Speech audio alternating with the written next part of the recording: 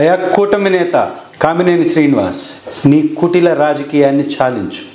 ఏ శాసనసభ సాక్షిగా నువ్వు అబద్ధాలు చెప్పావో, చలనచిత్ర పరిశ్రమ పెద్దల్ని గౌరవించి వారికి అడిగినటువంటి అన్ని జగన్మోహన్ రెడ్డి గారు చేసి పెట్టారు అని సాక్షాత్తు చిరంజీవి గారు, నారాయణమూర్తి గారు అన్న తర్వాత నాలుగు ఖర్చుకొని మడిని తిప్పితే ఒప్పుకునే ప్రసక్తే లేదు. ఏ శాసనసభలో మీరు అబద్ధాలు చెప్పారో అక్కడే మీరు క్షమాపణలు చెప్పాలి. ఆ తర్వాత రికార్డుల నుంచి తొలగించాలి. నిత్యం అబద్ధాలనే చెప్పి మీ కూటమి నేతలు చేస్తున్నటువంటి వ్యవహార సరళి అత్యున్నత ప్రజాస్వామ్య వ్యవస్థ అయినటువంటి శాసనసభ యొక్క విలువలు మంటగలిసిపోతున్నాయి. సాక్షాత్తు డిప్యూటీ ముఖ్యమంత్రి అందుబాటులో లేడని మీ ఎమ్మెల్యేలే నిలదీసినటువంటి పరిస్థితి. మీ ఎమ్మెల్యేలు కూటమి మంత్రులని కడిగి పారేస్తున్నటువంటి ఉదాంతాలు స్పష్టంగా కనపడుతున్నాయి. బీజేపీ పార్టీ కూటమి ప్రభుత్వంతో చేతులు కలిపిన తర్వాత విలువల్ని మంట కలిపేశారు. మీ మంత్రి సాక్షాత్తు 17 మెడికల్ కాలేజీల మీద చేస్తున్నటువంటి విషపు ప్రచారానికి శాసనసభ ప్రత్యక్ష సాక్ష్యం.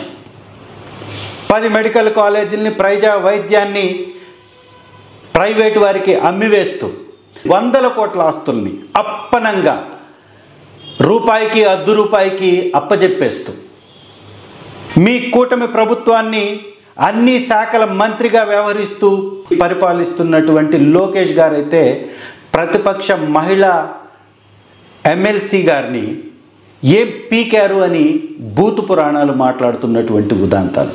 ఇదా ప్రజాస్వామ్య వ్యవస్థకి మీరు ఇచ్చేటటువంటి విలువ? శాసనసభ నడుస్తున్నటువంటి తీరు అత్యంత జోత్సాకరంగా ఉంది.